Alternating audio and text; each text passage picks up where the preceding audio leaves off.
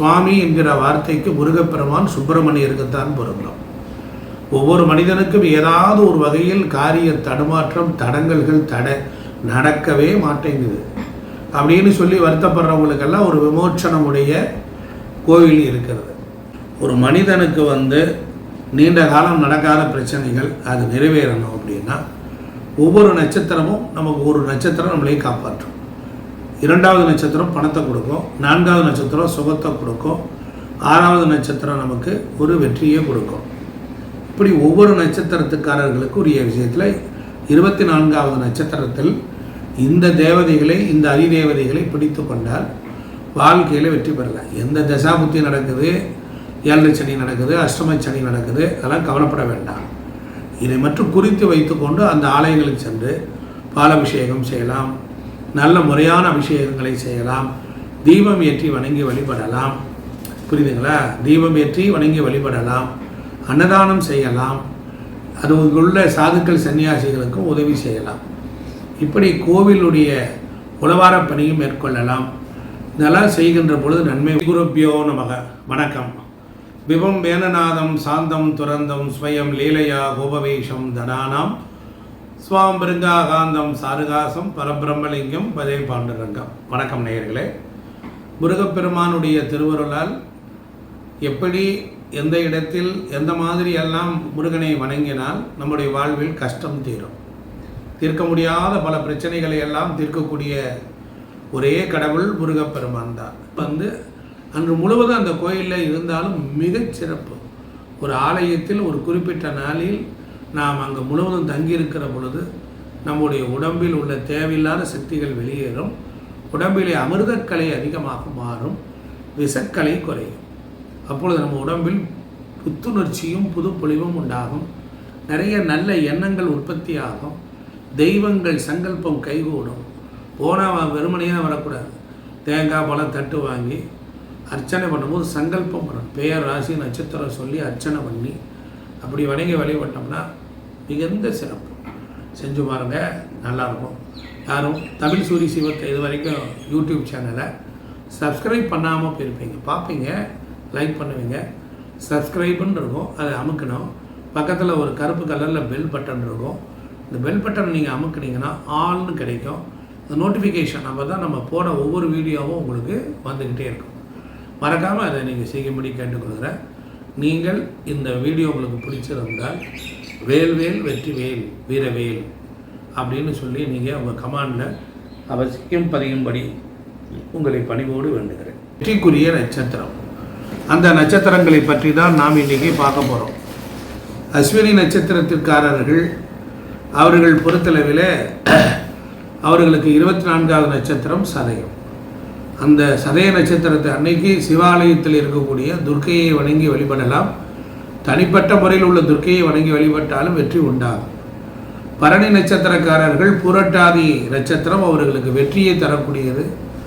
அன்றைய தினம் குபேரன் ஆலயத்திற்கு சென்று இறைவனை வணங்கி வழிபட மேன்மை உண்டாகும்.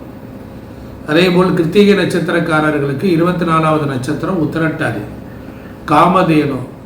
காமதேனு உள்ள கோயில்கள் தேனுபுரீஸ்வரர், பட்டீஸ்வரர், கரூரில் இருக்கக்கூடிய அலங்காரவள்ளி சௌந்தரியநாயகி அம்பிகா சமேத நித்திய கல்யாண பசுபதீஸ்வரர், அது காமதேனு வணங்கி வழிபட்ட இடம்.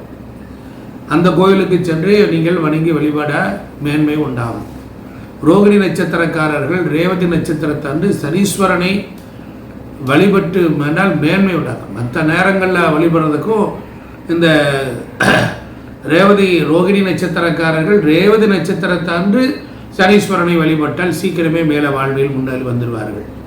மிருகசீரிச நட்சத்திரர்கள் அஸ்வினி நட்சத்திரத்தன்று அன்னை சரஸ்வதியை வணங்கி வழிபட மேன்மை உண்டாகும்.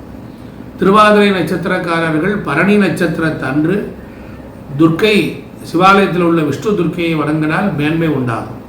புனர்பூச நட்சத்திரக்காரர்கள் கிருத்திகை நட்சத்திரத்தை அன்று அக்னி தேவனுக்கு, அதாவது கோவிலில் போய் தீபம் ஏற்ற, சிவாலயத்தில் போய் தீபம் ஏற்ற 108 அதுபோல் 1008 படி தீபங்கள் ஏற்றினால் வெற்றி உண்டாகும். அதே போல் பூச நட்சத்திரக்காரர்கள் ரோகிணி நட்சத்திரத்தன்று சிவாலயத்தில் போனீங்கன்னா பாடல் பெற்ற ஸ்தலத்தில் கற்பகிரகத்துக்கு வடக்க பிரம்மா இருப்பார். அந்த பிரம்மாவை நீங்கள் வணங்கி வழிபாடு செய்யலாம். பிரம்மாவுக்குன்னு இருக்கக்கூடிய திருப்பட்டூர் ஸ்தலம் சென்று வணங்கி வழிபட வெகு சீக்கிரத்தில் முன்னேறலாம். அதே போல் இந்த ஆயில்ய நட்சத்திரக்காரர்கள் மிருகசீரிஷ நட்சத்திரத்தை அன்று திங்களூர் சென்று இறைவனை வணங்கி வழிபடலாம். அதே போல் மகம் நட்சத்திரக்காரர்கள் திருவாதிரை நட்சத்திரத்துக்கு அன்று ருத்ரபூர்த்தியையும் நடராஜரையும் வணங்கி வழிபட சகல சௌபாகியங்களை பெறலாம். பூர நட்சத்திரக்காரர்கள் புனர்பூச நட்சத்திரத்தை அன்று காயத்ரி தேவியை வணங்கலாம், காயத்ரி மந்திரம் சொல்லலாம். உத்திர நட்சத்திரக்காரர்கள் பூச நட்சத்திரத்தை அன்று குரு பகவானை வணங்கலாம், நவக்கிரகத்தில் இருக்கிற குரு பகவானை வணங்கி வழிபட வேண்மை உண்டாகும். அஸ்த நட்சத்திரக்காரர்கள் ஆயில்ய நட்சத்திரத்தை அன்று ஆதிசேஷன் அல்லது உங்கள் ஊரில் இருக்கக்கூடிய சர்ப்பக்கடவுள் புற்றுக்கோயில்களுக்கு சென்று அங்கே வணங்கி வழிபட நன்மை உண்டாகும். சித்திரை நட்சத்திரக்காரர்கள் மகம் நட்சத்திரம் அன்று சுக்கிர பகவானை வணங்கலாம், கஞ்சனூர் சென்று இறைவனை வணங்கி வழிபட மேன்மை உண்டாகும். சுவாதி நட்சத்திரக்காரர்கள் பூர நட்சத்திரம் அன்று பார்வதி தேவியை வணங்கி வழிபட மேன்மை உண்டாகும். விசாக நட்சத்திரக்காரர்கள் உத்திரம் நட்சத்திரம் வரும் நாளில் ஆடுதுறை சூரிய பகவானை வணங்கலாம். அன்றைய தினம் சூரியன் சிவாலயத்தில் இருக்கிற சூரியனை வணங்கி வழிபட நன்மை உண்டாகும்.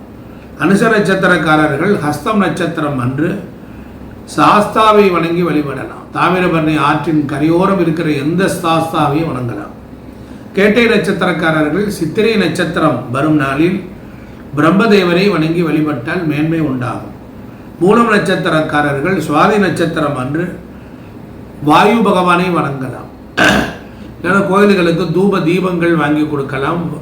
திருவண்ணாமலையில் இருக்கக்கூடிய வாயு லிங்கத்தை முறையாக சென்று வணங்கி வழிபடலாம். அதே போல உங்களுக்கு பூராட நட்சத்திரக்காரர்கள் விசாகம் நட்சத்திரம் வரும் நாளில் சுப்பிரமணியர் முருகன் வழிபாடு செய்ய செய்ய நன்மை உண்டாகும். உத்திராடம் நட்சத்திரக்காரர்கள் அனுசம் நட்சத்திரம் வரும் நாளில் லக்ஷ்மி தேவியை வணங்கலாம். தனிப்பட்ட கோயிலாக இருந்தாலும் இல்லை என்றால் சிவாலயத்திலே கஜலட்சுமி என்று வாயு மூலையிலே இருக்கும், அந்த தெய்வத்தை வணங்கி வழிபாடு செய்யலாம். திருவோண நட்சத்திரக்காரர்கள் கேட்டை நட்சத்திரம் வரும் நாளில் முருகனை சுவாமி மலையிலே சென்று வணங்கி வழிபட நன்மை உண்டாகும். அதே போல அவிட்டம் நட்சத்திரக்காரர்கள் மூலம் நட்சத்திரம் அன்று ஆஞ்சநேயரை வழிபட்டால் மிக மிக வெற்றி உண்டாகும். சதயம் நட்சத்திரக்காரர்கள் பூராடம் நட்சத்திரம் அன்று வருணலிங்கத்தை வணங்கி வழிபடலாம். வருணன் வழிபட்ட ஸ்தலமத்திற்கும் போகலாம், அப்படி இல்லை என்றால் திருவானைக்காவல் ஸ்தலத்திற்கும் செல்லலாம். அதே போல திருவண்ணாமலையிலே வருணலிங்கம் இருக்கு, அந்த தலத்துக்கு சென்று வழிபடலாம். பூரட்டாதி நட்சத்திரக்காரர்கள் உத்திராடம் நட்சத்திரம் அன்று சிவபெருமானை வணங்கலாம், விநாயக பெருமானை வணங்கினால் வெற்றி உண்டாகும்.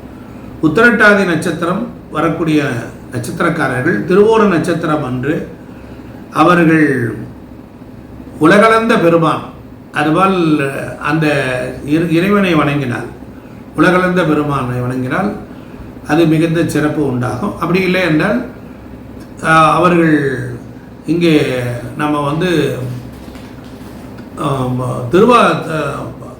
வாயு வணங்கி வழிபட்ட ஸ்தலத்திற்கும் செல்லலாம். ரேவதி நட்சத்திரக்காரர்கள் அவிட்டம் நட்சத்திரத்தன்று யோக நரசிம்மரை வணங்கலாம். இதெல்லாம்